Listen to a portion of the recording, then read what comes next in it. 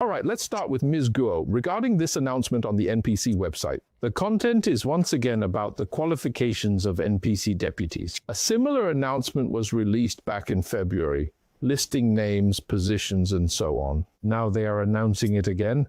Why do they need to restate it? What is your take on this? The key is that it's not a repetition, but a supplement. A supplement, yes, and a very deliberate one. Announcements started before February's 2 sessions. Back then, it was simply announced that the generals had their deputy status revoked, but 2 things were left unclear. First, the reason. Second, the timing. This latest announcement on April 17th first provides an explanation. It claims these individuals seriously violated law and discipline. In the CCP system, this is a standard political characterization. It essentially upgrades the matter from a procedural issue to a political one. But that isn't actually the main point. The real focus is the second move. It deliberately reveals the timeline. The timeline? You mean exactly when their status was terminated? Yes. Based on current data, including NPC website updates and accounts that track military figures. A comparison of these dates has been made. For most of the generals stripped of their NPC status, their cases were processed before January 20th.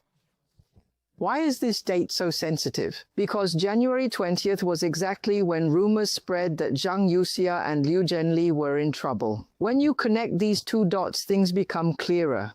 In other words, the decision to process these generals was made while Zhang Yuxia was still in control, while the CMC system was still in his hands. This logic is crucial, because after the alleged move against Zhang, Xi Jinping's side characterized Zhang's system as seriously undermining the chairman of the CMC responsibility system. So he believes Zhang was challenging his ultimate control over the military. But this NPC announcement essentially does the opposite. It uses the timeline to tell you that this purge was carried out while Zhang was still in power.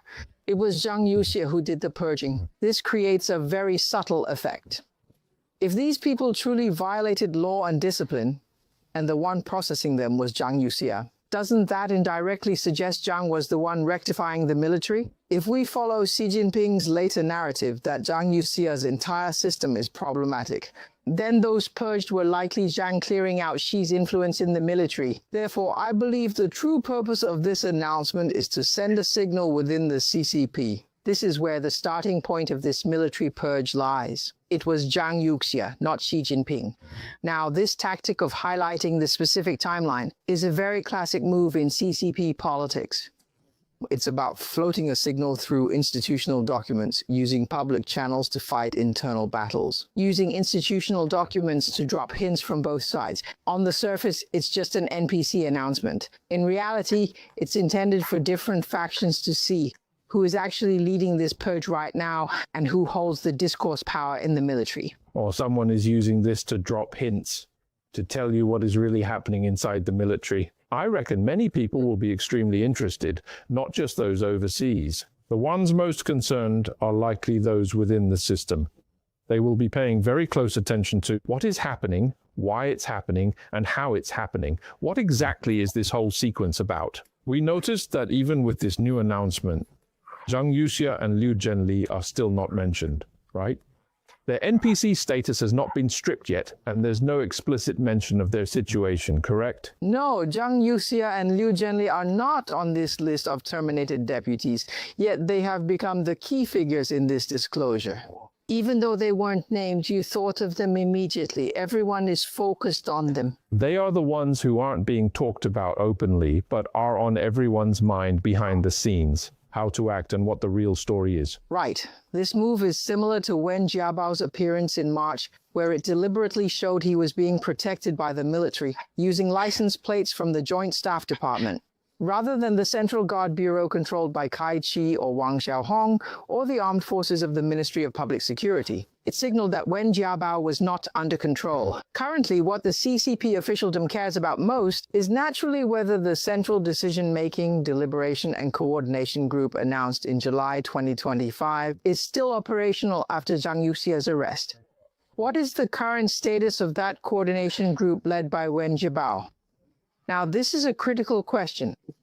Does it show that the CCP's top power is now collective leadership, or Xi Jinping's absolute authority? because there are many subtle things that can be discussed here. The surface impression and the internal reality might be different. Li Jun, regarding what we mentioned earlier, this so-called Operation Sharp Sword, it makes us feel like this is definitely targeted at Zhang Yuxia.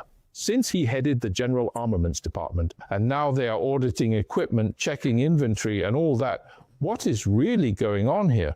It's like this. On April 19th, an insider who used to be a reporter for Study Times, the journal of the Central Party School, and who is currently abroad, posted some news on X. He said he obtained information from a WeChat circle within Beijing, claiming the entire military is conducting a massive stocktaking and a retroactive look-back investigation. And they mean business. It involves full coverage, auditing, and technical inspections. It's not just a formality. The operation is officially called Sharp Sword 2025, Special Action on Military Equipment Quality. He stated that it began at the end of 2025 and will continue throughout 2026. That's the gist of it. And their methods are quite aggressive, known as the 4 no's and 2 directs. What does that mean? No prior notice, no heads up. No briefings and no accompaniment. They go straight to the warehouses and the sites. If they actually manage to do all that, it would be very formidable. The scope covers 53 key weapon, ammunition and combat readiness depots, plus active aircraft, missiles, radars and engines of the Air Force, Navy and Rocket Force, as well as the work-in-progress inventory of military industrial groups. It includes everything already delivered, tracing the entire chain. But the most crucial part is, it retroactively audits all accounts of procurement, inspection and maintenance from the past 9 to 15 years. Now this is interesting. This is the key. Why? Let's do the math. 15 years back takes us to 2011 and 9 years back takes us to 2017. In other words, they want to audit accounts from 2011 to 2017. And who was in charge back then? That would be Zhang Yuxia. Right. This clearly indicates that the info was leaked specifically to target him, because these details, they are far too specific. After reading it, you'd think, wow, this must be true. An outsider couldn't possibly fake something like this. Did the report say if they found any specific problems? The CCP is always bragging about how formidable their weaponry and equipment are. I'm sure they must have uncovered some fishy business. Are there any updates on that? Well, in that article. It mentioned that quite a few issues have already been found.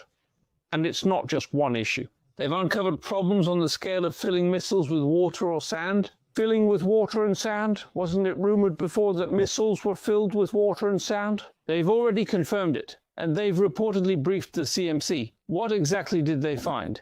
Regarding ammunition, the fuses on certain batches of missiles and artillery shells are already rusted.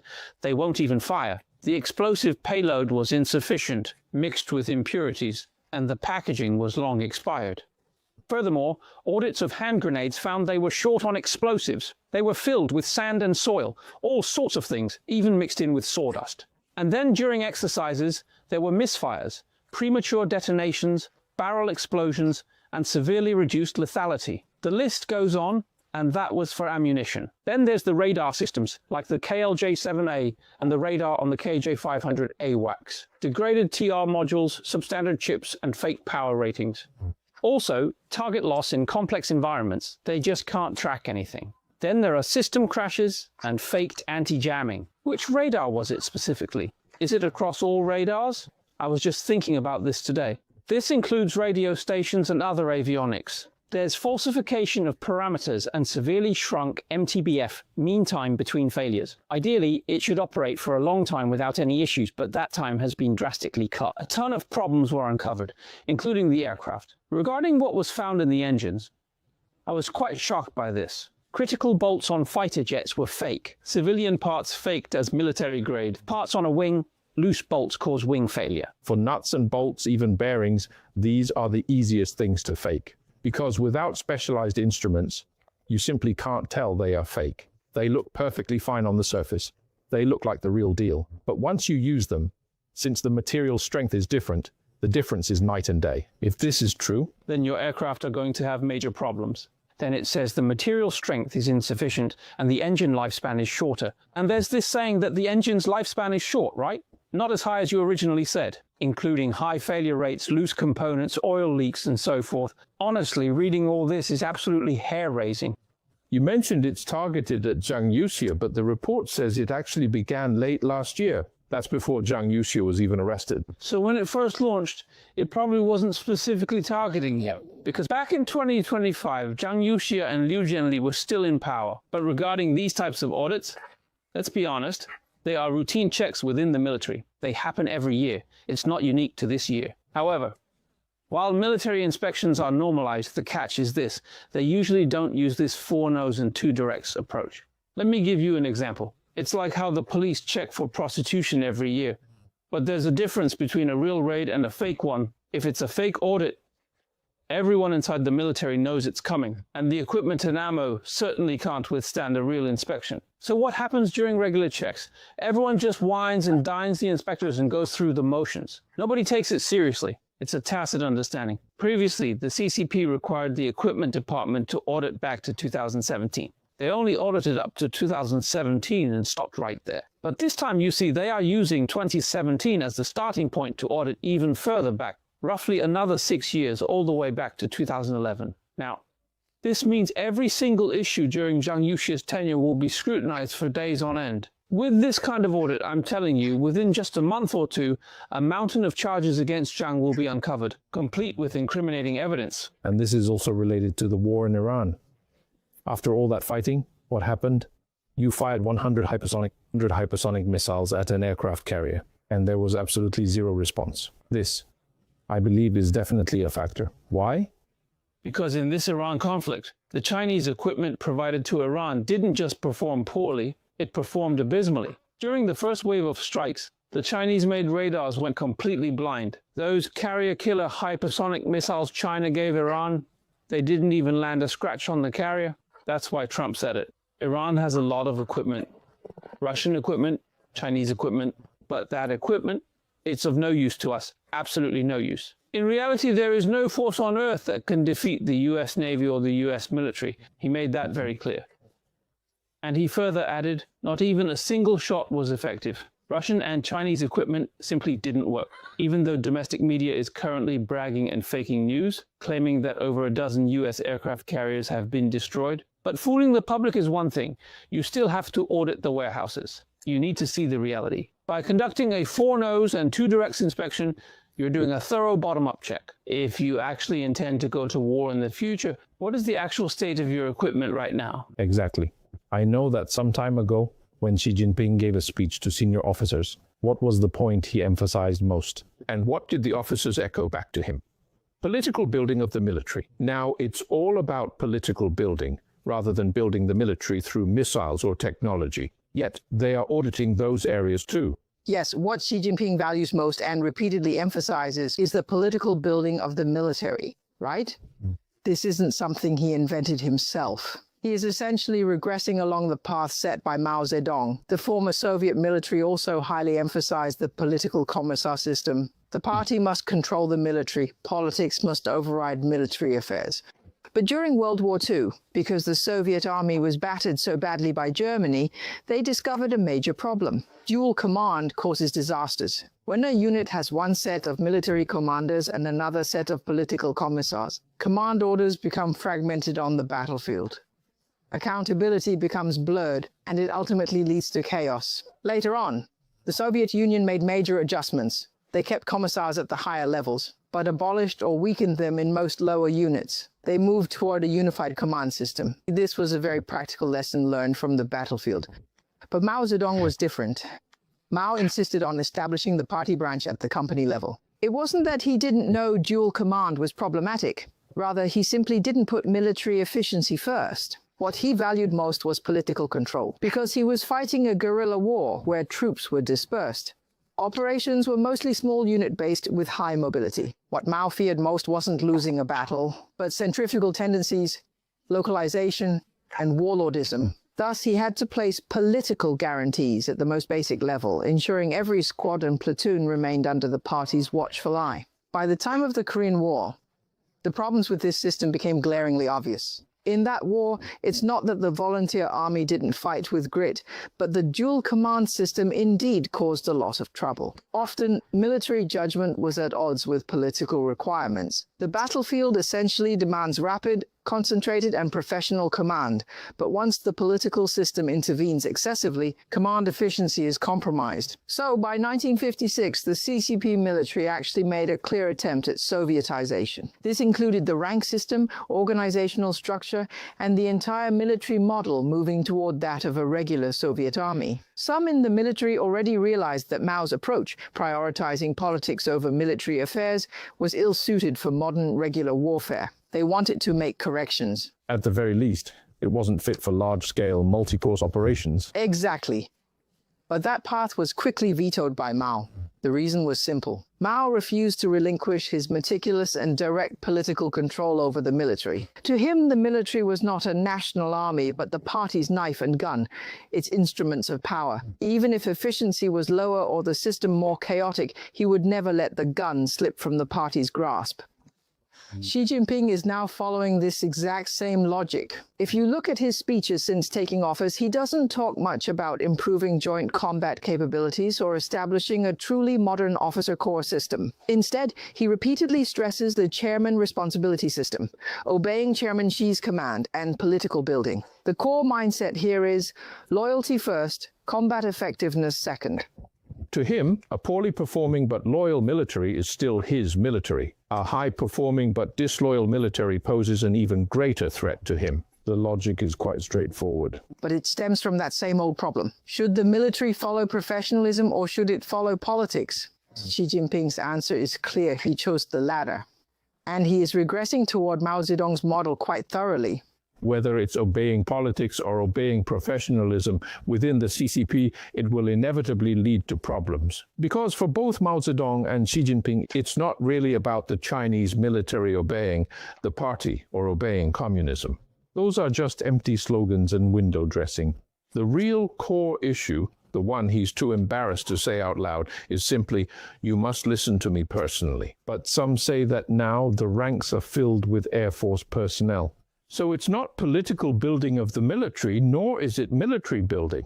Right now it's Air Force building of the military. Just joking, but what does that actually mean? This saying actually has a basis in reality. It's not just a joke. If you trace a line through the personnel changes in the military over the past 2 years, it becomes very clear. It's been round after round of purges, with different branches taking turns falling from grace. I'll use the most recent round as an example. The stage where Miao Hua and He Weidong teamed up to purge Zhang Yuxia. Back then, it was primarily the army system that was targeted. Many army generals were caught in that wave and removed. They were purged. And the equipment department as well. Take the rocket force, for instance, and that group under Wei Fengge. This round actually hit the ground forces first, but then the situation reversed. Xi Jinping's health ran into issues and power began to fluctuate. Zhang Yuxia launched a counterattack and subsequently Miao Hua got in trouble. During that period, you could see the purges clearly shifting to the Navy system. The rectification of key positions was concentrated along the Navy line.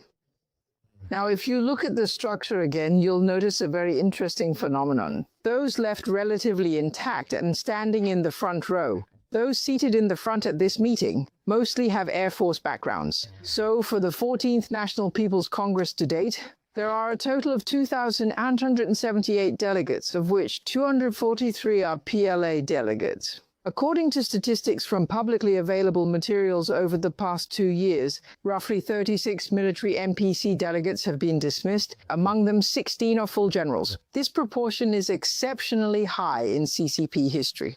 The catch is, some generals haven't even been included yet. They haven't been factored into the tally. That includes Zhang Yuxia and Liu Zhenli, and as you mentioned later, those from the old army system. Many who got into trouble haven't been counted yet.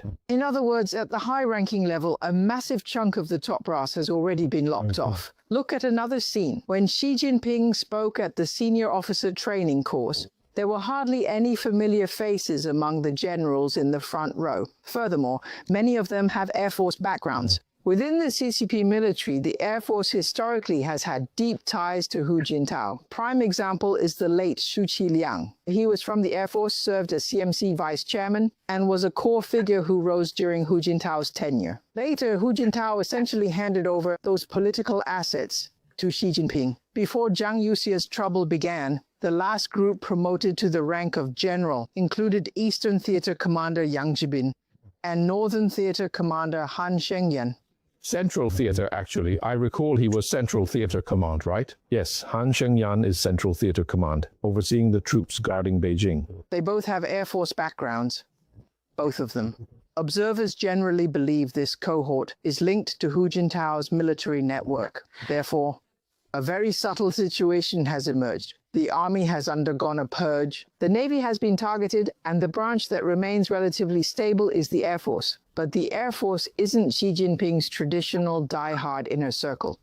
This creates a structural misalignment. So look at an even more critical signal. Since Zhang Yuxia's trouble surfaced, the commanders of the major theater commands haven't made public statements. In the CCP system, this is highly unusual. Normally, after an event of this magnitude, theater command chiefs would quickly express their stance and pledge their loyalty. But that hasn't happened yet. This suggests the military is actually in a wait-and-see mode. A unified power center has yet to emerge. So, when you talk about the Air Force dominance, it is to some extent describing a reality. Not that the Air Force has truly seized power, but after other systems were weakened, the Air Force is temporarily pushed to the forefront. But this situation is inherently unstable, because it's not a complete reconstruction of power, but a vacuum left by continuous internal infighting. This is what I was just analyzing.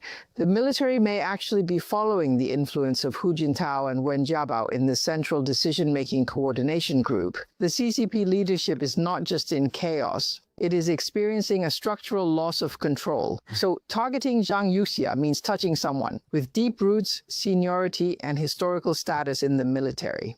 Chen Yun's hidden rules provided a safety boundary for the top brass, allowing the entire system to function. Now that a default bottom line has been broken, what are the consequences? It's no longer a simple matter of who is up or down. The top leadership has lost its sense of security. The most direct change following this is that no one trusts each other's promises anymore. If you say today there will be no investigations, everything could be reversed tomorrow. If you say today it's just an adjustment, it could become a purge later. In such a situation, any verbal reassurance is practically useless. Trust, rules, and boundaries have all been shaken. Under these conditions, and happening during the high-level transition of the 20th Congress, this is extremely dangerous for the CCP. I believe that internally various signals are being used to test, oppose, and expose one another. The real variables before the 21st Congress, I believe, have only just begun. All right, I'd like to thank our two guests today, and thank you all for watching. We'll see you next time.